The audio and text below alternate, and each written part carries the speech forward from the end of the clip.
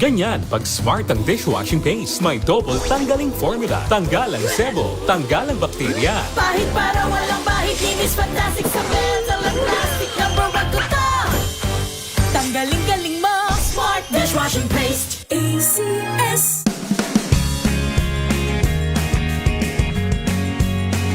Unboxing MXV Tea. This is a unique combination of mangosteen and pandan. Each box has 20 tea bags that can be steeped to 1 glass or up to 1 liter of water. Enjoy it hot or cold. Shop at Lazada, Shopee, and in leading drugstores nationwide.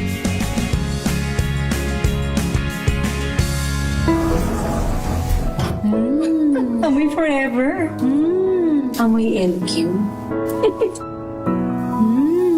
Amoy New Caleb Berry Blooms. Amoy kalat, amoy good vibes. Sa lahat ng bagay, simula pa lang, siguraduhing max protection na. Kasi pag kulang ang proteksyon, baka madaling masira. Sa ngipin, dapat may max protection din. Max sa alaga ng unique toothpaste. With Max Protect formula, helps stop cavities before they start, while keeping breath fresh. Try unique maximum fluoride protection. Para max alaga, max protektado. ACS. May nagbago. May arte? May budget? Akala nyo lang yon. So solid. White rose papaya, wow, white rose. White rose papaya, wow, white rose. White rose papaya. May glow up with white rose papaya. White Rose Papaya. May puti power times 2 kasi may papaya at niacinamide. May shea butter and tea tree oil pa. Kutis sulit ang glow May up. glow up with white rose papaya. White Rose Papaya. Kutis sulit ang glow up. ACS. Wow, ang saya. Isang barangay na labada, puro mancha pa. Goodbye, pahinga. Mommy, isang laba lang yan sa Pride Bar Blue. May powerful stain-away enzymes na malupit sa dumit mancha. At di masakit sa kamay. Isang laba lang yan. Hello, pahinga. Hello, Pride Bar Blue. ACS. Oh, so good. Komeo so tanghon. So bagay sa bawat celebration. So easy, so dummy. Komeo so tanghon. Komea Sotanghon. So good. Sotanghon. Amoy forever. Amoy LQ. Amoy New Caleb Berry Blooms. Amoy kalat, amoy good vibes. This portion is brought to you by ACS Manufacturing Corporation, ISO certified, maker of world-class quality Pride detergent. Kung ating titignan, natural o likas na sa atin ang sumulat. Bata pa lamang tayo ay tinuturuan na tayong sumulat upang mas madali nating masabi ang mga gusto nating sabihin at syempre upang matuto na rin. Ngunit sinasabi ng mga eksperto, ang simpleng pagsusulat pala ay isa na ring matatawag na therapeutic activity kung saan isang paraan para ito para mailabas ang ating stress at paraan rin para alagaan ang ating mental health. Sa pag-aaral ni Madeline Schoffel at mga kasama nito, sa 76 na family participants, 85% ang nagsasabing nakatutulong ang pagsusulat sa kanila upang matanggal ang kanilang stress. At 59% naman ang nagsasabing itutuloy nila ang gawaing ito. Ayon naman kay Dr. Sarah Benz, isang occupational therapist, may 4 na pangunahing benepisyo ang makukuha sa pagsulat at paggawa ng journals. Una, ang pagsulat o paggawa daw ng journal ay maaaring makatulong sa paggamot ng ating depression. Ayon sa mga pag-aaral, ang pagsulat partikular sa pamamagitan ng expressive writing ay makatutulong sa pag-alis o bawasan ang sintomas ng iyong depression. Pangalawa, sa paraang pagsusulat ng mga positibong aspeto mo, pagsulat ng iyong kwento at past experiences, at pagbuo rin ng mga positibong pananaw mula dito, ay maaari na bawasan ang sintomas ng iyong anxiety.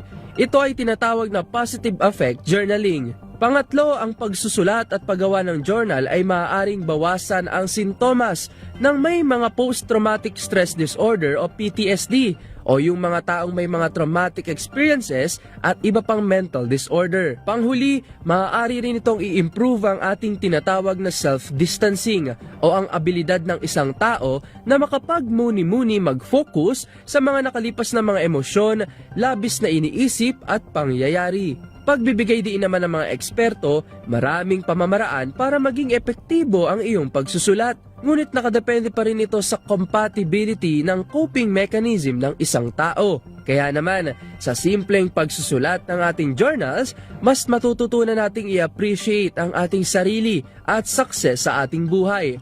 Mailabas ang ating mga saloobin na hindi natin kayang sabihin at maging instrumento rin ito upang tayo ay manatiling emotionally stable. This portion is brought to you by ACS Manufacturing Corporation, ISO certified, maker of world-class quality Pride detergent.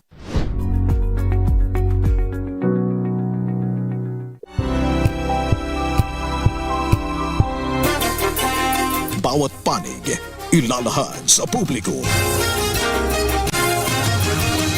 Programang DZRH Balansyado.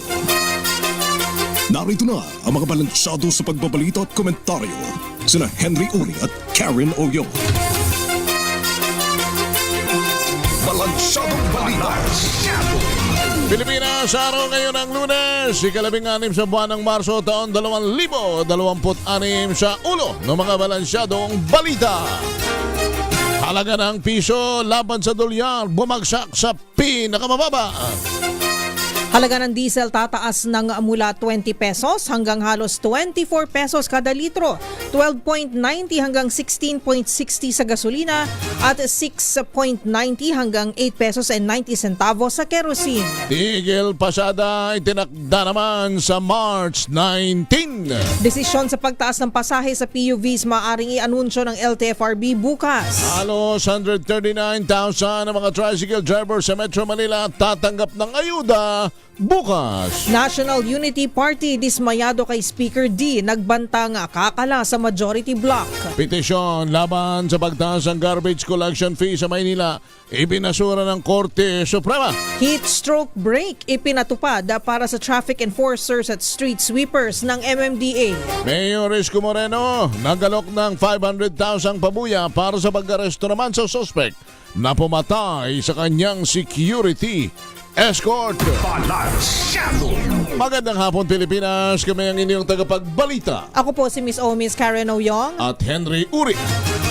Sa detalye ng mga balita, sumadsad, bumagsak ang piso laban sa dolyar sa pinakabagong record low na 59.87 kada dolyar sa harap ng patuloy na sigalot sa gitnang silangan. Nagbukas ang palitan sa 59.71 at naging matamlay ang piso sa 59.95 sa kalagitnaan ng trading bago nagsara ito sa 59.87. Ayon sa Bankers Association of the Philippines, ito na ang ikatlong pagkakataon ngayong Marso na sumemplang sa bagong record low ang local currency laban sa dolyar. Ang huling palitan ng Biyernes ay naitala sa 59.73. Samantala, asahan ng panibagong pagsipa ng presyo ng mga produktong petrolyo ngayong linggo, epekto pa rin ng sigalot sa gitnang silangan. Ayon sa pinakabagong anunsyo ng Department of Energy, ang tinatayang price adjustment para bukas hanggang sa March 23 ay ang mga sumusunod. Para sa diesel, 20 pesos and 40 centavos hanggang 23.90 kada litro. Para sa gasolina, 12 pesos and 90 centavos hanggang 16 pesos and 60 centavos sa kada litro. At sa kerosene, 6 pesos and 90 centavos hanggang 8 pesos and 90 centavos bawat litro. Sinabi ni Energy Secretary Sharon Garin na staggered o utay-utay ulit ang implementasyon ng panibagong round ng big-time oil price hikes simula bukas. Inamin din ng kalihim na maaring sumampa ng hanggang sa 114 pesos kada litro ang halaga ng diesel ngayong linggo. Samantala sa kaugnay na balita, posibleng pumalo sa 114 pesos and 90 centavos o halos 115 kada litro na ang diesel at 91.60 ang gasolina sa Metro Manila at urban areas ngayong linggo. Ito naman ang sinabi ni Energy Secretary Sharon Garin kasabay ng anunsyong tataas ng 20.40 hanggang 23.40 12.90 ang kada litro ng diesel bukas, 12.90 hanggang 16.60 naman sa gasolina at 6.90 hanggang 8.90 sa kerosene. Paliwanag ng kalihim, mas mahal ang presyo ng petrolyo sa malalayong lugar dahil sa transportation at logistics. Hanggang Abril lang ang fuel reserves ng Pilipinas pero kumpiyansa naman si Gary na hindi tayo mauubusan dahil may iba pa namang suppliers maliban sa gitnang silangan. Nakatanggap naman ng 646 na reklamo ang Department of Energy o DOE laban sa mga gas station sa gitna ng serya ng mega oil price hikes. Ayon kay Yusek Wimpy Fuentebella, sa pamamagitan ito ni eGov Portal o ng eGov Portal na binuksan ng DOE at Department of Information and Communications Technology o DICT. Pinakamarami sa pumasok na report noong March 9 na nasa 344, 190 noong March 10, 17 na reklamo noong March 11, 24 na reklamo noong March 12 at 11 reklamo noong March 13. Sabi ni Fuentebella, 4 sa mga reklamo ang naresolba na, 584 ang bukas pa at 58 ang sarado na. Pinaliwanag ng opisyal na sumasalang ang report sa balidasyon ng DOE Oil Industry Management Bureau at pinag-aaralan ng legal team kung dapat kasuhan ng mga gas station. Kung mapapatunayan sa pool ng asunto ang sangkot na gasolinahan at maaari pang kanselahin o bawiin ang kanilang Certificate of Compliance. 24 na minuto na makalipas ang alas 5 ng hapon, maaari namang i-anunsyo na bukas ng Land Transportation Franchising and Regulatory Board ang pagtaas ang pasahe sa public utility vehicles.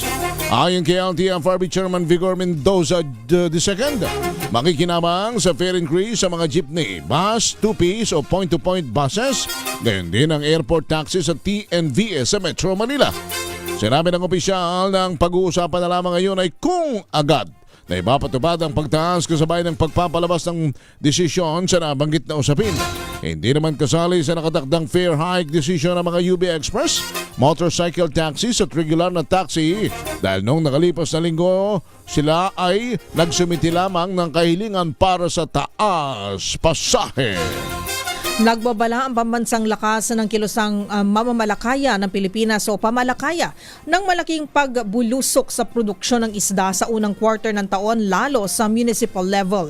Ayon kay Pamalakaya National Chairperson Fernando Hicap, tumaas na ng 60% ang fuel cost ng bawat municipal fisherfolk kaya napilitan ang mga ito na ibaba sa 4 hanggang sa 6 na oras kada araw ang pangingisda mula sa 8 hanggang 10 oras. Sa kanilang pag-aaral, lumobo ng 640 pesos kada araw ang gasto sa petrolyo ng bawat mangingisda na karaniwang kumukonsumo ng 8 hanggang 10 litro ng diesel kapag naglalayag. Dahil dito tiyak anyang maapektuhan ng lokal na supply ng isda at presyuhan sa mga pamilihan. Kinundina naman ng grupo ang anilay usad pagong at insufficient na distribusyon ng fuel subsidy sa mga mangingisda.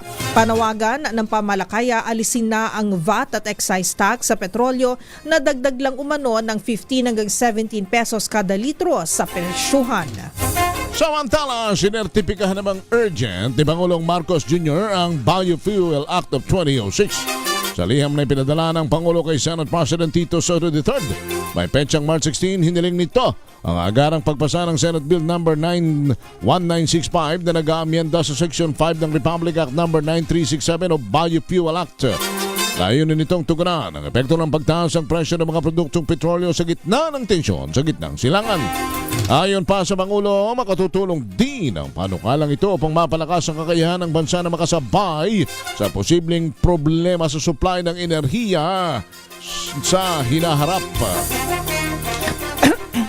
Excuse me po, kasado na ang nationwide tigil pasada ng grupong Piston sa darating na Huwebes dahil sa malakihang taas presyo sa produktong dulot o produktong petrolyo dulot ng gyera sa Middle East. Ayon kay Piston National President Modi Floranda, ang protestang ito ay para kondinahin ang naging agresyon ng bansang Amerika. Layon din itong kalampagin si Pangulong Bongbong Marcos para maglabas na ng executive order na magsususpinde sa excise tax sa langis. Kasabay nito, sinabi ni Floranda na maghahain din sila ng petisyon na para sa 5 pisong taas pasahe upang mabawi nilang kanilang kita na nauubos lamang sa pagpapakarga ng diesel. 27 minuto na makalipas ang alas 5 ng hapon, tiniyak naman ng Metro Manila Council na hindi mapupolitika ang 5,000 ayuda para sa mga driver ng public utility vehicle. Ayon kay MMPC President at San Juan City Mayor Francis Zamora, tututukan ng mga lokal ng pamahalaan ang distribusyon ng fuel subsidy lalo't sila ang may hawak ng validated na mga listahan. Nananawagan naman ang opisyal sa mga kapwa LGU officials na gamitin ang pagkakataon para makarating sa lehitimong nangangailangan ng tatlong mga tulong mula sa gobyerno. Sa record ng DSWD, 139,000 ang mga drivers ng TODA ang kasadong makakuha naman ng one-time cash sa ilalim ng Assistance to Individuals in Crisis Situations or AICS. Aarangkada na bukas ang pilot distribution ng 5,000 pesos na ayuda sa mga public utility vehicles o PUV drivers sa National Capital Region na apektado ng malakihan taas presyo sa mga produktong petrolyo. Sa panayam ng programang 2x2 kay San Juan City Mayor Francis Zamora, presidente ng Metro Manila Council o MMC, sinabi nito na unang bibigyan ang tricycle driver sa lungsod at susunod na ang iba pang mga lugar. Sunod-an niya ang mga jeepney drivers, taxi drivers, bus drivers at gayon din ang lahat ng Transportation Network Vehicle Service o TNVS drivers. Maliban sa NCR, bibigyan din ng fuel subsidy ang mga nasa iba't ibang bahagi ng bansa. Pagbibigay din ng alkalde prioridad sa NCR, ngunit may koordinasyon na rin sa mga probinsya. Ngunit wala pang timeline kung kailan ito maibibigay. Pakinggan po natin si San Juan City Mayor Francis Zamora. Inspeksyonin nga ho ang magiging distribution ng financial assistance at ito po ay nakatuon sa mga drivers po ng ating mga tricycles. Ngunit simula pa lang po ito, no? Baka nagtatanong ho yung iba, bakit nauna yung mga tricycle? Dahil po yan na meron kaming listahan ng hawak sapagkat ang mga tricycle po ay ilalim po sa ating TRB o yung Tricycle Regulatory Board. Kung kaya meron na tayo actual listing yan Katunying at Kajeri. Pero dun sa mga ibang drivers po ng public transport, huwag tayo mag-aalala. Halimbawa, ang ating mga jeepney drivers, TNVS drivers, UV Express drivers, lahat po yan, no? Eventually, magkakaroon din ho ng financial assistance dahil yung listahan naman po nila ay generate na po natin. Katuwang po ang DOTR at ang ang tinig ni San Juan Mayor Francis Zamora. Samantala sa iba pang mga balita, ibinasura ng Korte Suprema ang petisyon na kumukustyon naman sa bisa ng Manila City Ordinance No. 9151 na nag-a-update sa singil ng koleksyon sa basura sa lungsod. Sa resolusyong inilabas ngayong araw, sinabi ng Korte Suprema na hindi natugunan ng petitioner na si John Barry T. Tayam ang requirements ng legal standing dahil hindi siya residente ng Maynila at hindi siya direktang apektado ng ordinansa. Ipinasa ng Manila City Council ang naturang ordinansa noong November na nakaraang taon para i-update ang garbage collection fees para sa mga negosyo at establishmento sa lungsod. Ayon pa sa SE, ang ordinansa ay isang regulatory measures at hindi task measure. At ang mga isyong inilatag sa petisyon ay mga factual matters na dapat munang dinggin sa Regional Trial Court. Naglabas ang Department of Social Welfare and Development o DSWD ng 30 identified sites sa National Capital Region kung saan sabayang ipamimigay ang 5,000 pesos na cash assistance sa tricycle driver simula bukas March 17. Kabilang sa mga payout venue ang mga sumusunod sa Caloocan, sa Buena Park Barangay 80 UE Subdivision Clubhouse 964, Pacquiao Covered Court Sports Complex sa Bagumbong at sa Glorieta Park Barangay 187 sa Tala. Sa Las Piñas naman, magpapamigay sila sa Aguilar Sports Complex, Pilar Village, Makati, Makati City Quadrangle, Malabon, Atis Covered Court Barangay Potrero, Mandaluyong, Mandaluyong College of Science and Technology Gymnasium. Para sa mga taga Maynila, Patricia Paraiso Sports Complex, Barangay 377 Covered Court sa Pampanga Street sa Santa Cruz, Dakota Covered Court sa Barangay 627 sa M. Araulio Street sa Santa Mesa. Sa mga taga Marikina naman, pwede po kayong magtungo sa Plenary Marikina Convention Center. At sa Muntinlupa Sports Complex. Sa Navotas naman, sa Navotas Convention Center. At sa mga taga Paranaque, sa Palanyag Gym, Barangay San Dionisio at Don Bosco Gym, Barangay Don Bosco. Sa may Pasay City naman, ang mga drivers po, pwede nyo pong kunin ang inyong 5,000 na cash assistance sa Cuneta Astrodome. Sa Pasig, sa Pineda Multipurpose Hall at Damayan Multipurpose Hall. Sa Patero Sports Complex sa San Pedro. Sa Quezon City, pwede pong dumiretso sa former District Action Office sa Barangay Katipunan, SB Park, Batasan Hills, Barangay Batasan Hills, sa 5K People's Park Covered Court, sa Risen Garden Quezon City Hall sa Diliman, sa Buena Mar Park, Novaliches, Barangay Nova Proper at SB Park, Barangay Tandang Sora. Sa mga taga San Juan, sa makabagong San Juan Theater sa National Government Agency. Ang mga taga-Taguig naman, pwede po sa Lakeshore Activity Center sa Gate 3, C6 Road, Barangay Lower Bikutan. Sa Valenzuela, maaari pong magpunta sa Valenzuela City Amphitheater at sa Alert Multipurpose Hall. Base sa datos ng DSWD, inaasahan ang 139,000 ng mga tricycle drivers ang makikinabang sa nasabing ayuda. Samantala sa ibang balita, nag-alok naman si Manila City Mayor Isko Moreno ng 500,000 kalahating milyon kapalit ng kusang pagsuko sa mga otoridad ng driver ng motorsiklo na sangkot sa pagpaslang kay retiradong pulis na si George Capistrano. Ayon sa alkalde, 48 hours ang ultimatum na binibigay niya sa suspect. Maaari rin itong magpasa ilalim sa witness protection programs kapalit ng pagtuturo sa hitman at sa mas malaking grupong sangkot umano sa seri ng robbery incident sa Metro Manila. Si Capistrano na dating Police Maynila ay matalik na kaibigan ni Moreno at pinaslang umano ng riding in tandem robbery hold-up group na pinaniniwala ang kumikilo sa iba't ibang lugar sa Metro Manila. Posibleng kumalas ang National Unity Party o NUP sa majority bloc ng mababang kapulungan ng Kongreso dahil sa hindi pagkakaunawaan sa pagitan nito at ng liderato ni Speaker Faustino Boji D. III. Ayon kay Deputy Speaker Ronaldo Puno, chairman ng NUP, dismayado ang kanilang partido dahil hanggang ngayon ay hindi pa rin inilalabas ang mga pondo para sa infrastructure at social protection ng kanilang mga distrito sa ilalim ng pambansang budget. Paliwanag ni Puno na laman nilang hindi pa nada-download ng DBM ang mga pondo dahil minarkahan ng mga ito bilang for later release o FLR. Nakatakdang pag-usapan ng 41 miyembro ng NUP ang pinal na desisyon sa darating na 6 na linggong Lenten break. Kasabay nito, mariing itinanggi ni Puno na may kaugnayan ito sa kanilang posisyon sa impeachment ni Vice President Sara Duterte. 34 na minuto na makalipas ang alas 5 ng hapon. Sumayin niyo na ang unang bugso ng mga balita sa Balansyado. Kami ang inyong tagapagbalita. Ako po si Miss O, Miss Karen Oyong at Henry Uri. Balansyado. Ang